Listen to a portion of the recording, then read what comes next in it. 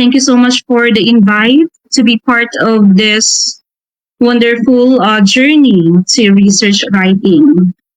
So, ang ganda ng title, Promoting Academic Growth Through Understanding, Networking, and Honing Advanced Research Skills in the New Normal. For topic 6, I have the title given, How to Use and Write Mixed Methods in Research. So I believe I am only given 1 hour for this presentation, probably less than an hour. And I may not discuss topics in detail, but then I will be trying my best to give you a glimpse on how mixed methods would work. Once again, I am Dr. Jennifer M. Westar, all the way from DepEd Lucena City. So we are already on the 6th session, and may I ask you, how are you feeling right now? You can use the chat box, of course, or your control buttons to tell how you feel right now. Kumusta pa ba after the long sessions that we have in the morning and early this afternoon? Pwede po tayong mag-share para naman po I could set the mood with you. Are you still with us? Ayan. Thank you po sa ilan na nagbigay ng response sa ating participants in Zoom, 39 participants, and then we also have via Facebook Live. Tama po ba? Yung iba po ay connected. Allow me to open my chat box. Ayan, thank you so much po dahil you are still happy and energetic today. Thank you po sa mga nag-response. Okay. Now, you had given your reaction. Sino po ba ang sleepy na today or overcrowded na ang information as you can see on the emojis? Exploding na po ba ang knowledge na nakuha natin sa mga speakers? Padamihin pa po natin ang inyong information. So hopefully I could give a bit of what the experts a while ago had given. So before we start, let's get this norms of collaboration. Of course, parang bata lang, di ba? We are having the A, E, I, O, U for us to establish the norms of collaboration. So we must not forget the following. You can ask questions. You can engage fully in the learning process. You can integrate new information, of course, because we also learn from you as participants, because you have other ideas that we might not know, but with the integration of what you know and what the speakers know, we will be having a good collaboration of information. And of course, you can open up your mind to diverse views because we have a lot of things to discover as we progress to our new and previous learning. Then, of course, ito naman talaga yung purpose why we have to study or we have to refresh everything when it comes to research to utilize what we learn. Kasi learning would be futile or not so productive if we will not apply it into our own writing. So bago ko po i-proceed yung discussion, I would like to pay tribute or recognize the following references when we got the presentation. So, syempre, ang all-time favorite natin when it comes to mixed method, di ba? Pag tinanong, ano ba ang best reference para malaman or magkaroon tayo ng idea, paano ba natin i-mix ang qualitative and quantitative? Walang hindi nakakakilala kay Creswell, as well as Plano Clark, di ba? So, napakadaming series or editions of book ni John Creswell when it comes to mixed methodology, and he is one of the great pioneers of this kind of method. So meron pa rin iba such as Tashakuri and Tedley. Yan, so let's proceed. You already meet the speaker. Yes, I am the school head of Isabang Elementary School, Bukohan Annex in Lucena City and a part-time professor. in College of Sciences, Technology, and Communication, and I completed Doctor of Philosophy in English and Doctor of Philosophy in Development Education. And you can view my research accomplishments, of course, in various platforms that I usually use to disseminate my findings. So, ayan po.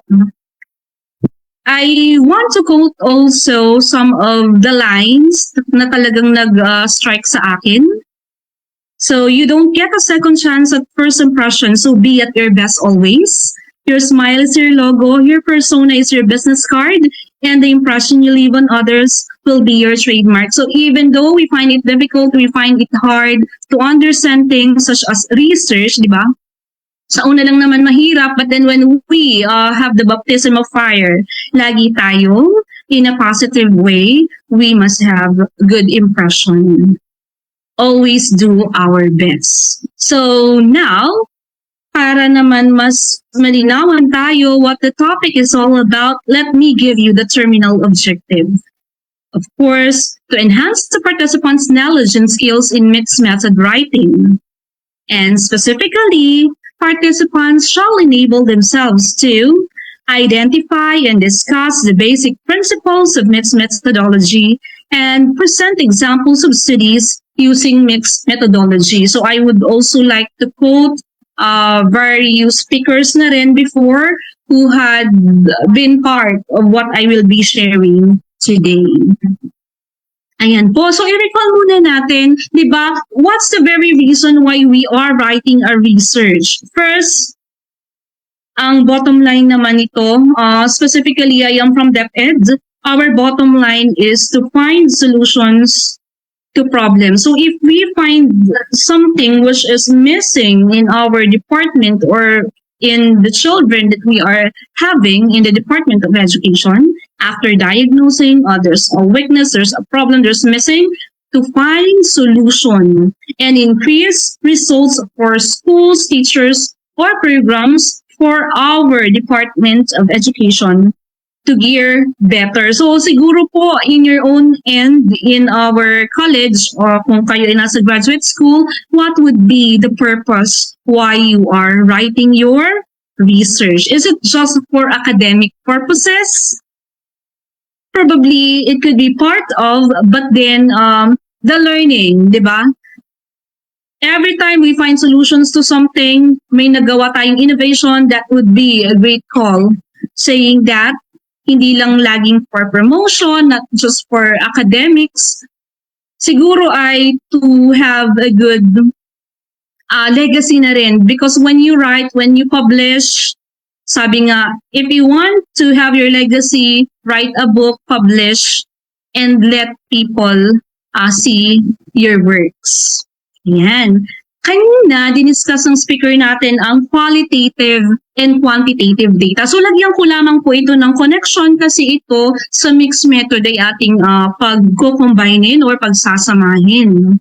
Diba kanina, sinabi ng speaker, when it comes to qualitative, more of description, observable matters, yung mga color, texture, smell, taste, appearance, and beauty. Yung qualitative, we look for the quality. So tingnan natin dito sa example, yung oil painting.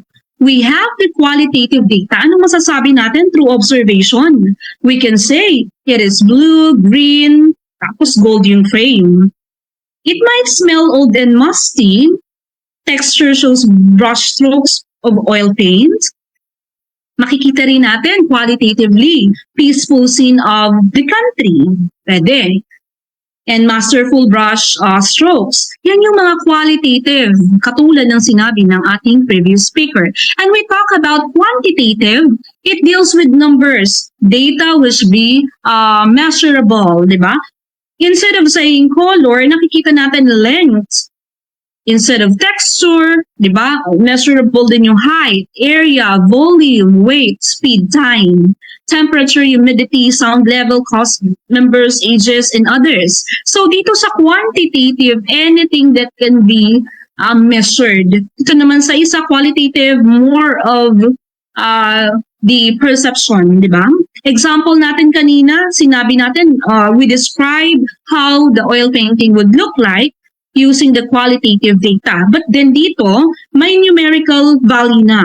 Picture is 10 by 14 with frame of 14 by 18, weighs 8.5 pounds, and surface area of painting is 140 square inches, and it costs $300, di ba? We described a while ago and now we put value to it numerically.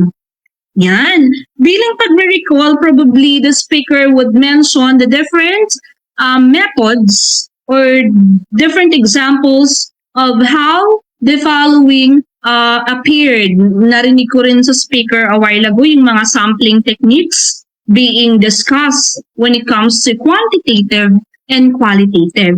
So, ilan lamang sa mga example, ang true experimental, quasi-experimental, non-experimental naman ang descriptive, correlational survey, ex post facto, causal comparative, and so on.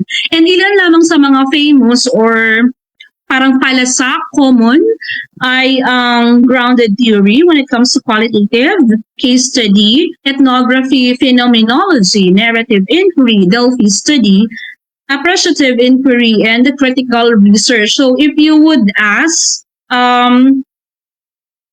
when it comes to discussion of topics, mostly siguro ang aking forte or specialization is the discussion of qualitative. Kaya nung binigyan ako ni Sir Capulso ng topic na mixed method, so it's new to me or hindi ko pa talaga siya na-discuss before. Kaya ngayon, we will be both on our end learning from the topic. So first time ko po itong i-discuss. So nakita na natin yung qualitative and quantitative data. Paano natin siya mako-combine? So we have the qualitative, makita natin, it is more of text, di ba? Words that might be collected in interview, transcripts, observation, field notes, or optically scanned documents. Those are qualitative. Then when we talk about quantitative, it's numeric data. So as you can see, di ba, numbers. Pero paano siya magiging mixed method? Paborito ko talaga ang mixed method. So tingnan natin, there are different ways on how we could combine at bakit ba kailangan or there's a need to have mixed method. Bakit hindi na lang pure quali or pure qualitative, pure quantitative? Bakit may mga researchers na pinipili na maging mixed method ang kanilang design? Ayan, let's have the framework. Napakadali namang i-interpret that when we have the mix, it's a combination of quanti and quali. So mixed methods, mixed when it comes to method, mixed when it comes to the paradigm, perspective, and the methodology and the use of mixed methods in other design. Para mas mabigyan pa tayo ng paliwanag, ito daw po ay uri ng research na pwede gawin ng isang team or an individual researcher na pinag-combine niya ang quali at quanti. Ayan.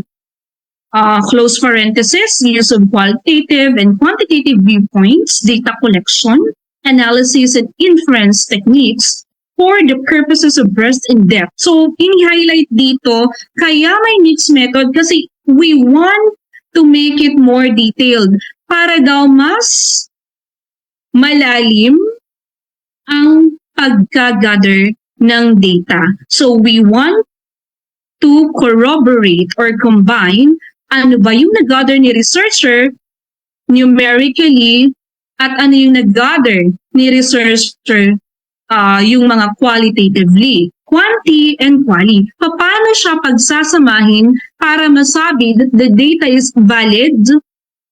Yung bang qualitative at quantitative ay magkaulam? Nagtutugma ba sila? Or nagsasaliwa sa bawat isa? Ayan. Ang isang researcher na piniling maging mixed methodist ay syempre nagko-collect ng parehong data. pinagsasama. Literal ba? Yung sabi mekos-mekos, pinagsasama, mixes them. And yun, pag at the same time, yung pinagsabay, yung pag-gather ng data, concurrently. Halimbawa, habang si researcher ay nag-gather ng questionnaire, nag-i-interview na rin siya. Pwede siya concurrent at the same time. Halimbawa naman, si researcher nag-quanti muna, nag-gather muna siya ng mga questionnaire or checklist or yung mga tools na ginagamit quantitatively. Then after that, siya naman ay nag-interview or nag-focus group discussion. Yun naman po ang tinatawag na sequentially. So, tingnan natin on the next. What would be the purpose? Yes, we also, like the quali and the quanti, we collect, we analyze, and integrate. The keyword is integrate in a single study or a longitudinal program of inquiry. So the purpose is, to have the combination and for us to have a better understanding of research problem or issue that either research approach alone. May anim daw po na characteristics or katangian ng mixed methods para malaman natin na siya ay mixed method. Ano po yung mga checklist natin? First, yung napakadaling indication. Collection nga siya ng both quali and quantitative data. Nasasagot sa iyong research question. The analysis, okay, so hindi ka lang basta nag-collect ng data. There's an analysis of both quali and quanti. Then, persuasive and rigorous procedure. Ito po ay tinawag na persuasive and rigorous dahil hindi lang po tayo nag-settle sa iisa lamang na method. Next, the keyword again lumabas, integration. So, you merge, you connect, and you embed. When you integrate, ano kaya yung common sa kanila? And then, the use of specific mixed methods design that involves concurrent or sequential. Pag sinabi natin concurrent, pag sinabi natin sequential, siya po ba ay sabay na ginather or magkasunod na ginather? And then, approach to research that has a philosophical foundation. So, magbigay tayo ng mga typical situation kung saan ang mixed method ay ginagamit.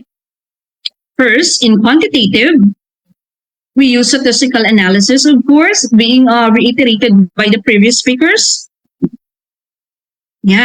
For comparing, for description, and for relating variables. But the focus of quali is using of text and images for coding, for team development, and for relating themes. So mostly, thematic coding yung technique na ginagamit sa qualitative at dito naman sa quantitative ay we use statistical tools for us to analyze. So probably the speaker a while ago had mentioned different quanti and qualitative methods of analysis. So doon na papasok yung mga formula kanina sa quantitative, di ba? So what are those that you can still recall? Yung formula or mga statistical tools, yung mga normal or mga madali lang mean, mga percentage, yung mga Kruskal-Wallis, Spearman, t-test, and so on. So napakadami. So that's for the quantitative. And now, let's mix or link the data together. The keyword is converge. Okay, the qualitative, the results of it, and the quantitative results, would merge or converge at the middle. Then we connect the data. Is the data in the qualitative and the data in the quantitative having the same result? So you ask yourself. Then, if you answer yes, papasok na tayo sa pag-embed ng data, the quantitative and the qualitative data. Diba? Kung ano yung mas marami, usually ay, halimbawa, mas marami si quali dun sa iyong data. Qual-quan, tama po ba? Pag mas marami si quanti, quan-qual, yun yung mga normal na language terms or research terms ng mga researcher. Paano malaman kung which of the two are more prominent? And why? First, to compare results from quanti and quali, to use qualitative research to help explain quanti, di ba? Minsan gumagamit tayo ng quali para mas maipaliwanag pa yung quanti. Probably, yung findings mo sa quanti ay hindi ganun pa ka-convincing. And with the help of the quali, after mong mag-gather ng questionnaire, ito yung lumabas na findings. Halimbawa, highly observed. Parang other would be kulang kasi hindi pa nasasagot totally yung research question mo. Then you resorted to an interview or an FGD. So in that case, yung qualitative mo ay ginamit para mag-explain ng data or mag-add ng information when it comes to quali. Ayan. Another, to explore using qualitative research and then to generalize findings to a large population. To develop an instrument because none are available or useful, probably also, and to augment an experiment with qualitative data. So the purpose is to augment. Ayan. When you say to augment, dagdagan pa or mas gawing kapani-paniwala ang ating data because of the supporting method, which is, kung nauna ay quanti, the supporting method would be quali. Kung nauna naman ang quali, the supporting method would be quanti. Ayan. There are other reasons kung bakit sinasabi that mixed method is better than other methods. I just remembered when I am taking my first PhD, my professor would ask, kasi ang trending noon in our university ay more on quantitative. Mostly gawa sila ng quanti. Halos lahat ng output ay quanti when it comes to dissertation writing. Then there comes a time naman ay ang trend naman ay quali, pure quali naman. So usually ang nagiging advice ng mga research advisor namin, if others are already doing the quanti, yung iba naman pinupuro ang quali. So para magkaroon ba ng variation at maging maganda example din sa mga mag-aaral pa ng PhDs, yung incoming doctorate or would-be doctorate, magkaroon ng variation sa methodology. So sino ang usually nung kami nag-aaral, talagang the professor made sure na iba-iba yung method namin para magkaroon kami ng parang differentiation. Halimbawa, makapagbigay siya ng best example sa mga upcoming students pa. Itong si ganito ang ginawa. See the output. Ito namang si ganito ang ginawa. So let's compare and see how the data are gathered, diba? So it would be a great idea if you are creating variety. So when I took my second PhD naman, I focus on genre analysis. So it's another type naman. Pero pinag-combine ko, I believe yung ginawa ko sa genre analysis is also part of the mixed method. Though parang kakaiba lang din siya kasi more on quali din yun. But then, yun, ang goal ko talaga is, if others are making the trend, gagawa naman ako ng iba. Yung iba naman, namuro ng grounded theory. Yung iba naman ay yung mga ethnographic. So, we made sure kung ilan kaming mga estudyante that time ng PhD, iba-iba kami ng methodology na gagamitin para well-represented yung mga methods na pwedeng ituro pa or maging halimbawa pa ng mga professors namin para naman sa mga susunod na magiging doctorate. So it's a great idea talaga that our professor encouraged us to have different kinds of methods. Ayan. Of course, the insufficiency made way for us to have the mixed method, the multiple angles. The more evidence, the better argument. We always believe on that. And a community of practice argument, mixed method may be preferred approach within scholarly community. So ito na daw po yung mostly talaga na ginagamit na mabigat na or concrete na evidence for us to gather data. Eager to learn argument, it's the latest, and it's intuitive argument, it mirrors life. That's why, sabi ang storya daw naman ay hindi one-sided lamang. Kung nakuha mo ang ganitong data, nakarinig ka ng ganitong balita, so how will you believe na sila pala ay katulad ng, naalala niyo yung The Four Blind Men? Yung may iba't iba silang perspective, yung apat na men, iba't ibang bahagi ng katawan ng elephant ang kanilang hinawakan. So siguro yun yung mapoconcretize why we have to use mixed method. Yung isa, ang hinawakan ay tail. So iba yung perspective niya. Yung iba, yung isang blind man, ang hinawakan ay ears. Yung isa naman, trunk. Yung isa naman ay paa. So, iba't iba yung naging perspective nila kasi single data or single element lang yung mayroon sila. But if you mix the method or kung sila'y mag-usap-usap, di ba, nagkakaroon sila ng understanding. The community of practice would be established. Pag pinagsama-sama mo yung trunk, yung ears, yung tail, at saka yung kanyang paa, di ba, they would come up of saying that is an elephant. Unlike dun sa single place lamang na hawak nila, katulad ng trunk, ng ears, edi akala ng blind man, fan lang yun, di ba?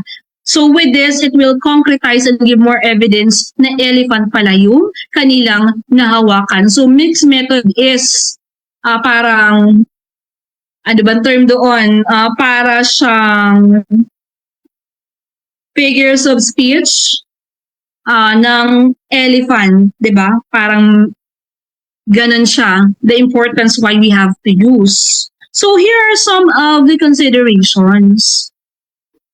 Of course, malalaman na kasi natin yung methods eh.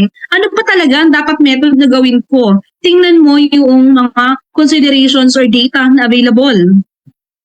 Mag-create ka ng title. Tapos, you ask question, maglista ka ng mga possible question. Ito kaya ay kayang sagutin lamang ng questionnaire? Paano kung hindi? Ano pa ang pwede kong gawin? Listing the types of data collection and analysis. Ano pa ba yung mga, ako ba ay mag-i-interview pa? Ako ba ay mag-FGD pa? Ako ba ay mag-observe pa? Explicit your worldview. How do you believe or perceive the world? Identify your research design. Drawing a figure of your design, writing a purpose statement, writing research questions, and completing our research plan. So ito siguro yung mga guidelines paano tayo mag-decide if mixed method nga ang nababagay sa atin. Of course, here are some of the things that we might do for us to begin the research methodology, specifically yung mixed method. Ayan. Ating tingnan. Halimbawa, ang available data pala natin are the following instruments: checklist, records. Tapos may interview tayo, observation, document, audiovisual materials, and others which would fall under quanti and quali. Pag-combine din natin. How? Tingnan muna ang mga sumusunod. What would be your sequence? Concurrent ba siya or sequential? Katulad ng nasabi ko kanina, pag concurrent, siya po ba ay sabay na kinukuha? Sequential, siya ba ay magkasunod?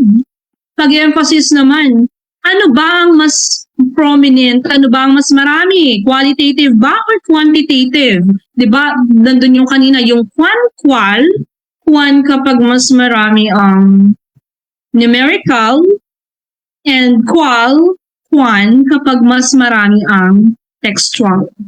So, yun. The two considerations. First, alamin ang sequence, concurrent ba siya or sequential or both? Or yung emphasis, ano ba mas marami sa data mo? Yun. First sequence, second emphasis. Sometimes both concurrent and sequential phases are used and designs may be more than two phases. So, ilan ito sa mga sample? Let's have the may typo error ako dito. Crosswell Plan of Clark 2007. Yun. Concurrent mixed method design. Tingnan natin. Quantitative data and results will arrive at an interpretation. So, nasa middle siya. Kasi titingnan natin what would be the result noon. And qual data or qualitative data and results, yung arrow din niya pabalik. Kasi concurrent siya or sabay mong kinuha. There's no sequence followed. So habang ikaw ay nagpapasagot ng questionnaire or nag-checklist ka, you can proceed to the interview na rin. Para isang isang huli or kung ikay makasumpong na ng mga respondents or participants in the study, yun, isang abala mo na sa kanila. Inipon mo at the middle yung interpretation. Tingnan natin, ang quantitative ba ay sinusuportahan ni qualitative? At si qualitative ba ay sinusuportahan ni quantitative? Then let's have the embedded. Ayan. Quantitative, pwedeng mag-sample tayo dito ng pretest, data, and results. Kunwari lang po ito ha, but it's not limited to this one. Ayan. Dito naman, gumamit ka ng intervention. May intervening, unlike dun sa concurrent kanina, papasok or yung parang paloob or pagitna siya, wala tayo actually na sinequence, walang nag-intervene. Talagang we focus on the quanti and the quali. Dito naman, pwedeng more of the quanti first, tapos yung process is in the form of quali, tapos quanti pa rin yung iyong ang iyong naging post-test. Common ito sa mga experimental method, di ba? So if you would recall yung mga action researches natin, na sinabing action kasi there's an intervention. You had mentioned about the problem. Nauna dun yung inalam mo muna yung status ng learners. That's one of the best example. Ano kaya ang reading comprehension or reading level ng learners during the pretest? Halimbawa ay ilan ang non-reader? Ilan ang nasa frustration level? Ilan ang nasa instructional level? Ilan ang nasa independent reading level. So, kunwari lang po yun ha. Then, after such intervention, ayan, pwedeng nag-i-interview ka na rin in between. Pwede mong direct na interviewin yung mga teachers. Bakit kaya ang mga learners find it hard to read? Actually, findings would say, nakakabasa naman ng mga bata. Kaya lang, if they cannot understand what they have read, ika-classify sila sa frustration and non-reader. So, ganun po sa public school ang pag-classify. It is not just you read fluently, spontaneously, maganda yung pronounce, and so on. Pero yung output, hindi nakakaunawa ng binasa. So, kahit pa magaling kang magbasa, if you will not understand, you will fall under frustration or non-reading level. So, kunwari, yun yung iyong naging findings sa quali. Ano yung mga sagot doon? The observation. Probably the reading materials given are not aligned with the actual reading level kasi po kahit pare-parehas yan na grade 1, pare-parehas yan na grade 2, kung hindi natin na-analyze na iba't iba ang reading level ng mga bata, magkakaroon tayo ng discrepancy at hindi natin yun makukuha kung nag-focus lang tayo sa quanti. Yan yung siguro ay best way na nakuha natin when we do the mixed method. Naunawaan natin na sa qualitative ang observation natin at responses na rin ng participants kasi naman po iba-iba ang reading level ng mga bata. Halimbawa ay ang batang ito kahit siya ay grade 2, ang nakuha mo sa result, ang kanyang level ng pagbabasa ay pang grade 1 pa lang. Kaya dapat pala ang reading materials na ibibigay mo sa mga bata ay dun sa level na kaya niya para hindi siya maging non-reader or in the frustration. Siguro yun, magiging sagot dun sa qualitative process. Then i-check mo, you have done the intervention. Reading levels are considered when you let the learners read material. So, halimbawa, siya ay considered as in the frustration in the grade 1 level. Binigyan mo siya ng kaya niya lang basahin. Sa post-test, lumabas, there's a significant increase. Kasi po, iniakma mo yung kaya niyang basahin doon sa kanyang level. Yun, siguro one of the best examples of that. And you come up with your interpretation. Next. Ayan, meron tayong mga tinatawag na sequential. Ayan. Balikan natin. Ayan, explanatory design, sequential explanatory, sequential exploratory, and sequential embedded. Yung kanina ay concurrent triangulation. Ayan. Dito po ay magsisequence tayo. Ano ang una nating kukunin? Quantitative data and results.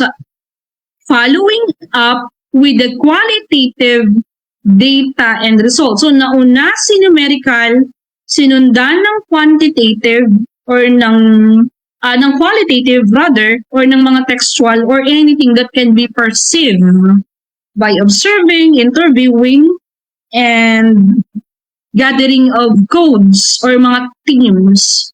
Then you come up with interpretation. Di ba nakikita nyo na nagkakaroon na tayo ng pagkuha ng unang data, pagsuporta using the second method. Unlike the quali alone, the quanti alone. Explanatory.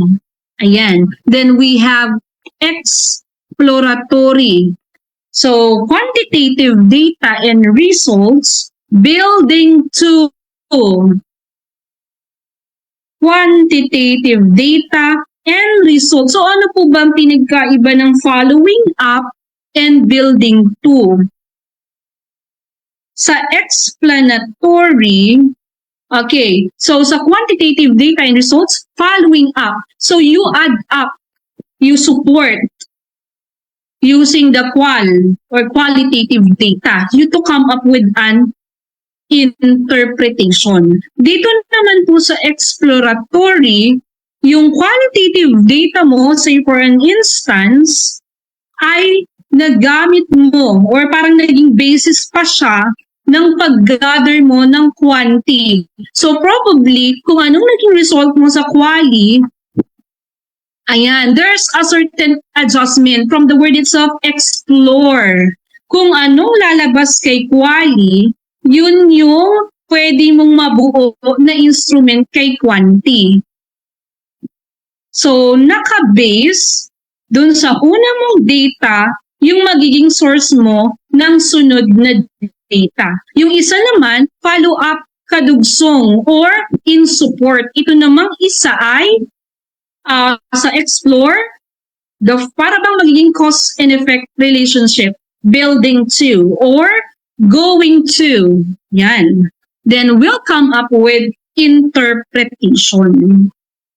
Dito naman sa sequential embedded, medyo ano na siya, medyo complicated. Dahil meron pang mga intervention. Before intervention, qualitative, then quantitative intervention trial, then there's the after kasi meron tayong before. So ano kaya ang nangyari? Then we come up with the interpretation rather. So the word itself is sequential. Pag sinabing sequential, it follows a sequence. So, hindi mo siya sabay na kukunin unlike the concurrent. So, ayan po yung pinagkaiba ng sequential and concurrent. So, mamaya I will try to give examples of topics para ma-concretize. I will show a sample method or paper na magpapakita how was this formed. Ayan. Design option. So, halimbawa, nahihirapan tayong mag-decide. Pwede natin gamitin ang mga sumusunod na table. Diba na-mention natin, when we decide what method to use, ang first natin, ano ba yung maging priority natin? Ano ba yung mas pronounce? Di ba alam na natin yung sequence, alam na rin na concurrent ba siya or sequential? Yun, process. Tapos ano yung emphasis? Or ano yung mas madami or mas pronounce sa iyong data? Sa concurrent triangulation, yan, quan plus qual, ang emphasis natin ay sa quan. At mas madami ang quantitative than qualitative. Kaya ito, hinighlight natin in capitalize. So, concurrent triangulation, quan, qual, kung quantitative ang mas marami. At kung qual naman ang mas marami, emphasis naman natin ay dun sa mga more of interviews, observations, and so on. Yung mga ginagamitan ng mga explanations and wordings, unlike the use of statistical analysis. So, ang i-highlight natin dyan, mas malaki yung qual kaysa quan. Yan. And this one, concurrent embedded. Ayan. Quan is embedded in qual, and qual is embedded in quan. So, kung ano yung naka-highlight, yun yung emphasis. Dito naman tayo sa explanatory sequential, quan first. Quan will go or will be following up the qual. So, ito po yun. That's why we have the arrow. Kung ano yung emphasis, yun yung uunahin mo na kunin kasi sequence siya. So, in this case, kung ang emphasis mo ay quan, unahin mong kunin ang quantitative. Kung ang emphasis mo naman ay qual, nandito yung mas maraming data. So, let's have the exploratory sequential qual first. So, di ba, nakita nyo, even yung si quan ay maliit, siya pa rin yung nasa una. Kasi nga po, quan first ang nakalagay sa ating design. So, kayo na po ang bahalang mag-decide based on your research question, ano ba ang uunahin yung kunin when it comes to sequential. Sa exploratory naman po, halimbawa, qual ang una. So, qual will be used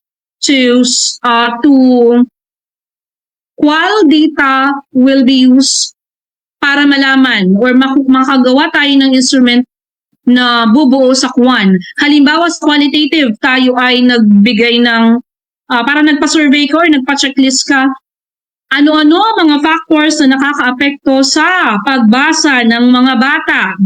So ang halimbawa lumabas ay vocabulary, lumabas din ang phonics, lumabas din ang oral language development, lumabas din ang comprehension, so on and so forth. Yung Big Six ang lumabas, Big Six of reading. So, with that, yung mga lumabas dun sa sagot ng mga respondents, if you coded them thematically, yun yung magiging bahagi or magiging variables mo sa iyong quantitative. So, di ba, sasabihin ng mga nagre-research, tinanong ka ng panelists, saan galing yung mga objectives mo sa iyong questionnaire? Then sabihin mo, it came from the responses of the respondents or participants of the study. Sila yung nagbigay ng mga objectives, tapos i-quantify mo lang siya, nilagyan mo ng halimbawa, example lang po ito ha, always agree, sometimes agreed, seldom, yung mga ganon na quantifier. So therefore, dun pa rin siya nag-base sa qual. That's why, para siyang in support or yung afterwards when it comes to exploratory, sequential. Qual muna. So, qual muna dito sa part na ito kasi qual first. Dito naman, qual first din nakakapitalize kasi yun yung emphasis. So, tingnan nyo na lang po yung table. Then we have the sequential embedded. Ayan. Tandaan nyo yung may mga intervention pa dun sa previous na chart.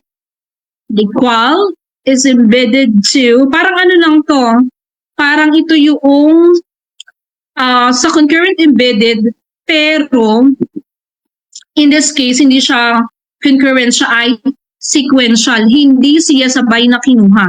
Siya ay magkasunod na kinuha. But there's an intervention. Nakita nyo kanina dun sa example, yung may tinatawag tayo na pre-test, post-test. Best example nga po yung mga experimental method, before and after. Ayan. Usually, pumapasok sa mga qualitative part ng mga mga experimental, yung mga factors affecting them, so on and so forth. Ayan. Let's have the concurrent triangulation design. Ito na po yung mga illustration, and credits to the speakers before whom I have this illustration. Ayan. So, procedure, product, procedure, product. Here's a sample model. Survey, structured observation, checklist, chart audits. Ayan yung mga sample natin. Then the product is the numeric data, making it quantitative data collection. Sa qualitative naman, ang procedure natin, pwedeng nag-interview ka, observation, document, artifacts, di ba? Check. Sa produkto nun, text data, image data. Sa kabila naman, numeric. So, paano natin siya gagawing concurrent? So, we do the analysis. Second phase of the model, we do the analysis, statistical analysis. Mga sample natin, test statistic. Sa procedure naman ng qual, coding, thematic analysis. Halimbawa, naging product mo ay codes, themes, grounded theory yung ginamit. You compare the results. Ano kaya? Supporting each other kaya siya or contradicting? Diba? So, composite model po siya. Kasi if it's contradicting pala, ano yung magiging implication? Magkakaroon pa tayo ng research gaps. Bakit kaya si quantitative at si qualitative ay hindi nagtugma? Kaya po naiipanganak yung mga tinatawag na research gaps na usually, if you want to dig deeper, pwede kang gumawa pa ng another study o halimbawa naman ay i-add mo pa siya na variable, but then it would be longitudinal na kasi napakadami ng magiging anak or parang sanga-sanga yung study mo. Usually, yung ginagawa ng mga researchers, nilalagay nila ito sa findings, summary findings and recommendations. So, ang recommendation nila, how to respond to the research gap being created in the sense na hindi nag-combine or hindi nagtali si quanti at si quali. So, ano kaya yung iba pang underlying conditions na hindi na-consider? So, pwede yun. And dito naman tayo sa model ng explanatory na kanina ko pang nabanggit. Quantitative data collection, then there's a quantitative analysis. Of course, laging in between ng analysis. You do not just collect the data, you analyze. Then you do the selection of the case, qualitative data analysis naman, and interpretation based on quan and qual results. And then, ayan, nakita niyo yung arrow, qualitative and quantitative analysis. Tapos, ang end line ay interpretation, considering the two. Ito yung example. Quantitative, number of cigarettes. Tapos, nag-interview tayo. Semi-structured interview, audio recorded and transcribed. In-analyze na natin. Graphic plot of CES. Siguro ito yung something to do with, yun na nga, cigarettes. Overtime for each participant. Graphic plot of cigarettes, day values, overtime for each participant. So, numeric to. Selected 5 cases maximally varying on the identified critical months in which smoking varied. And qualitative analysis, description of each case, identification of the life events, di ba? More of the live experiences. Halimbawa, ang ginamit natin ay, di ba, yung live experiences? Anong qualitative method nga po yun? You can use the chat box for our interaction. Yan. And then, where smoking increased or decreased, then you do the thematic analysis of life events for each case. Thematic analysis. Then interpretation, why did changes in smoking occur? Yan. Let's do the next modeling naman. Yung mga phase 1, phase 2 natin. Halimbawa, phase 1, qualitative research year 1. Qualitative data collection, qualitative data analysis, qualitative findings. Ayan. Nag-interview ka, nag-observe ka, nag-review ka ng documents. Then, text analysis, development of codes and teams for each site. Then, yung phase 2 mo, quantitative instrument development, quantitative tests of the instrument, quantitative results. So, halimbawa sa year 1, more on quali ka lang. Tapos yung nakuha mo sa quali, yun yung ginawa mo na yung mga indicators mo nga sa iyong quanti, yun yung laman ng iyong questionnaire. Kasi nakakuha ka na ng idea, parang nag-brainstorm ka na sa quali, nakuha mo yung mga keywords and key points, ginawa mo siyang questionnaire. Halimbawa, create a proximity and 80-item instrument plus demographics, administer survey to 500 individuals, and determine factors, structure of items, and conduct reliability analysis for scales, and determine how groups differ using ANOVA test. Yan po yung mga sample.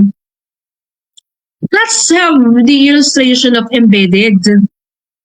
Katulad nung sinabi ko kanina, common siya sa mga experimental method, di ba sa quantitative, most on experimental tayo. Pero we found out, hindi pala ganun ka-legit or valid yung result ng pretest post-test lamang.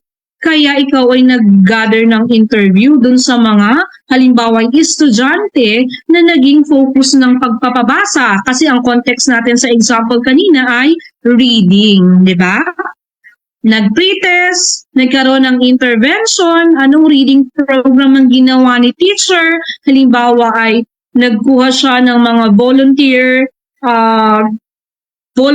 parents para tumulong sa kanya sa pagpapabasa, gumawa siya ng mga big books and other manipulative materials that could help the learners read.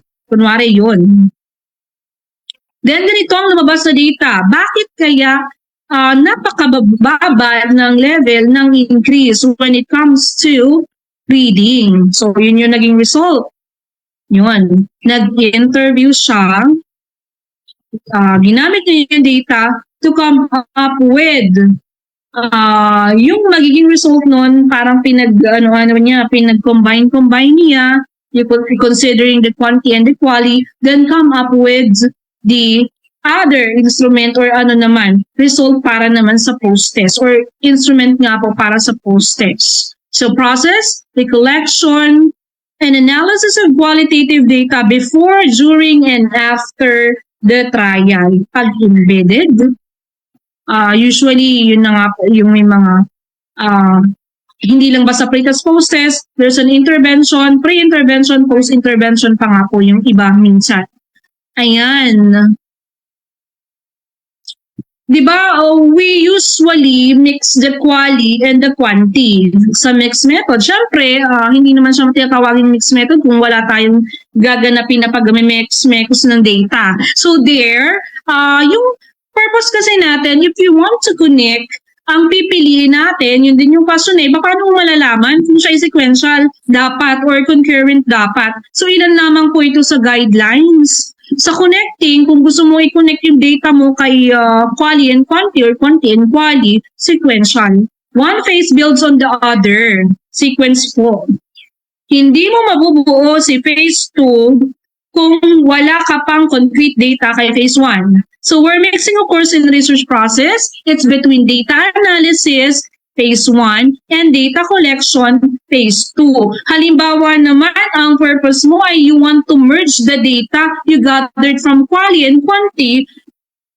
Hindi mo na kailangang pagsunod-sunodin. Kahit sabay mo siyang kunin. Kasi ang gusto mo lang naman pagsamahin yung data. Usually, data A or findings A and findings B, paano mo siya i-merge? Use concurrent, yun pala yung design, di ba? Bring results together. After analysis of both, i-analyze mo si quali and quanti at the same time, then you merge the findings. Ayan. Another embed. Ano ba Tagalog sa embed? Ano nga ba ang embed? Isasapin mo ba? Or ipapatas? What's the Tagalog term for embed? Ano na lang sa chat box. Sequential or concurrent, you can use both type. Either building or bringing results together, di ba? If we know the difference, lagi lang naman ang bottom line natin when it comes to mixed method. Alamin mo, ang pag-mixin mo ba ay at the same time or at the different phase? Yun, concurrent or sequential siya. Alamin mo rin ang mixing process mo, magko-connect ka ba, mag-merge ka ba, or mag-embed? Pag-embed, sabay. Or parehas, you can use both. Yan, either between phases or in discussion after analysis. So, pakibalikan na lang po yung mga model kanina. Medyo lang yung ating oras that I have to make it fast. So, ayan. Writing purpose statement for triangulation design. Di ba usually when we do triangulation, hindi lang laging triangulation of methods. Di ba meron din tayong triangulation of design and triangulation of respondents. Ano nga po yung triangulation? Halimbawa, triangulation of design. Ano yung mga research design na ginamit mo? Triangulation of respondents? Hindi ka lang nag-focus, gusto mo malaman ang reading improvement ng learners. So, hindi lang learners ang iyong respondents. You also have the parents and the teachers. So, triangulation of respondents mo yun. And then, ano pa ba ang tina-triangulate? What is the purpose why we triangulate? Para po, makasigurado tayo na ang data natin ay strong, di ba? This mixed methods usually, pwede natin gamitin itong phrasing na ito, paggawa natin the purpose statement para makabuo tayo ng ating wording since ang topic assigned to me is writing the mixed method. This mixed method study will address, so i-fill in the blanks natin, overall content aim of the study. A triangulation mixed method design will be used and it is a type of design in which different but complementary data will be collected on the same topic. Yan yung mga sample naman ng paper, di ba? In this study, naka-blank siya. Quantitative instruments, for example, will be used to test the theory of blank. So, sabihin mo kung ano. That predicts that blank, ayan, independent variables, for example, will influence positively ba or negatively the blank. Dependent variables or outcomes for blank participants at the research site. So, yan. Concurrent with this data collection, qualitative blank, type of qualitative data such as interviews, kayo na po mag-fill in the blanks. We'll explore, so fill in the blanks as well. For the blank, at the blank. So, sabihin mo kung ano yung local of the study mo at sino yung iyong mga participants. So, the reason for collecting both quantitative and qualitative data is to bring the reasons together the strengths of both forms of research to blank. Ano bang iyong purpose? Compare results, validate results, or collaborate or corroborate results. So ito naman po yung sample naman. Pag embedded, anong pwede mong i-wording? Fill in the blanks pa rin. The mixed methods usually will address blank. Ayan. An embedded mixed method design will be used and it is designed in which one dataset provides a supportive secondary role in the study based primarily on other datasets. The primary purpose of this study will use blank, so kayo na rin po ang magpuno, to test the theory of blank that predicts that blank will influence blank, positively ba or negatively the blank, variables or outcomes for participants at the blank. Yan. A secondary purpose will be to Okay, gather qualitative data, so on and so forth, that will explore blank for the blank at blank. Diba? I-fill in the blanks nyo na lang para makuha nyo or makagawa kayo ng mga wordings sa inyong chapter 3. The reason for collecting the secondary database is blank. Ayan, mostly to give you the idea lang paano ba binubuo yung wordings when we decide to use the mixed method, specifically embedded. So ito naman sa explanatory. The study will address, ayan, sabihin mo yung objective mo. An explanatory mixed method or explanatory design will be used and it will be involved collecting qualitative data after quantitative phase in order to explain or follow up the quantitative in more depth. O yan, pwede mo yung wordings when you decide na explanatory pala yung kukunin mo. In the first quantitative phase of the study, blank instrument data to be collected from at the blank venue to test blank that explain why blank relate to the blank. The second qualitative phase will be conducted because blank in this exploratory or explanatory follow-up, the blank will be tentatively explored. Exploratory pala to. Yan. With blank at the blank, the reason for the exploratory follow-up is to, ayan. Ito naman tayo. Ito naman explanatory, parang na-typo error naman ako sa title. Sorry naman. Ayan. The study addresses, parang namali ako ng ayan, ng heading. So, nevertheless, ayan, yung mga sample, hindi ko nabasahin, parang mga ilang minutes na lang ako natitira. So, qualitative research question, ayan yung mga sample natin. When we do the questioning, ayan. Paano magiging ganito ang inyong sample? Ito yung i-consider ninyo. Methodologically focused, to what extent do qualitative results confirm the quantitative results? Ayan, yan ang inyong magiging guide. Paano kayo gumawa ng research question? Na mixed method ang sagot. Content focus, how do the interviews with adolescent boys, sample po ito, support the quantitative results that their self-esteem changes during the middle school years? Pag hybrid of quantitative and quali, what results emerge from comparing the exploratory qualitative data about boys' self-esteem with outcome qualitative instrument data measured on self-esteem instrument. So ito yung sample studies with mixed method.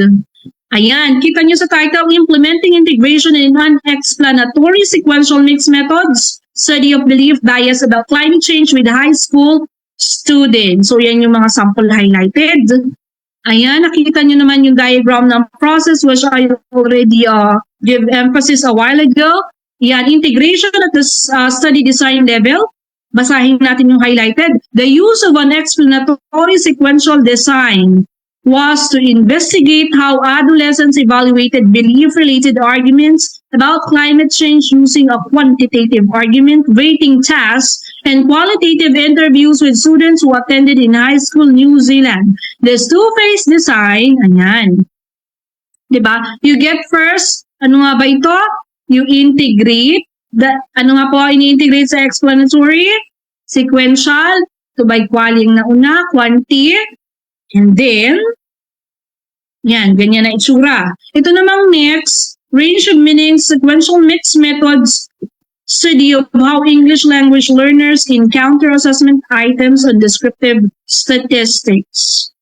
Another sample, a sequential explanatory mixed method model with a qualitative phase informed by the quantitative phase was used to assess any difference in approach or response. The purpose of the quantitative part of this study is to investigate whether there is a difference in how ELL and non-EL response to the set of artist items about measures of center and variation and so on. Diba? Tingnan ninyo yung process. Nakalagay naman sa table. And another example of studies in the methodology using the mixed method. Intangible resources and the growth of women businesses, empirical evidence from an emerging market economy. In example, ang kanyang design using an exploratory sequential research design, the first phase was qualitative, where 9 respondents were interviewed.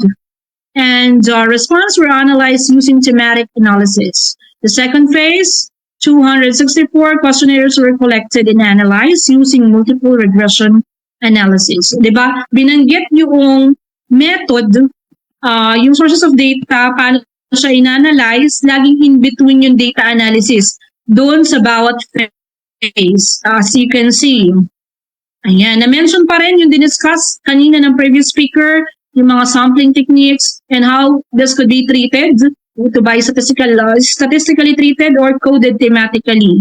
Ayan. Another example, analysis of problem-based learning model with mind mapping to increase 21st century skills. And as highlighted, type of research was mixed methods research, design, sequential, exploratory. The sample of your research were 30 students of grade consisting of, ayan, sinabi, the analysis of data, laging sinusundan ng term na analysis of data is using blah, blah, blah techniques. Ayan. Diba? Lagi siyang embedded. Sasabihin mo kung ano yung method, then sunod yung paano siya in-analyze. Pwede nyo na yung phase 1. So, yung phase 2 mo, another source of data, sinabi paano in-analyze, then mag-merge na siya dun sa part na mag-i-interpret ka na using both data.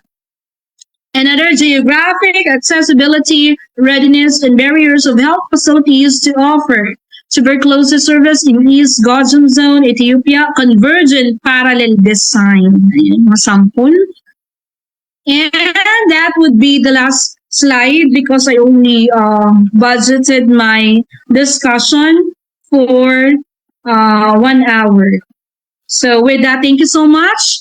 Hopefully, I had given you a bit or just a partial of the ideas on mixed method kasi talaga if we will be digging deeper, iniisa-isa natin magbigay ng example and so on, yung mga reasoning and others, talagang isang libro siya or isang book siya na talagang malinaw na discussion, but then this 1 hour hopefully had served or given you, kung alam niyo na sadya ang mixed method, it had given you the reskilling or the review. At if mixed method is just new to you, parang magiging orientation or a short parang idea generation sa inyo ng topic. So with that, thank you so much. Once again, I am Dr. Jennifer M. Westar from DepEd Lucena City, had given you the topic, the 6th topic on how to use and write mixed method research. And once again, thank you so much and mabuhay.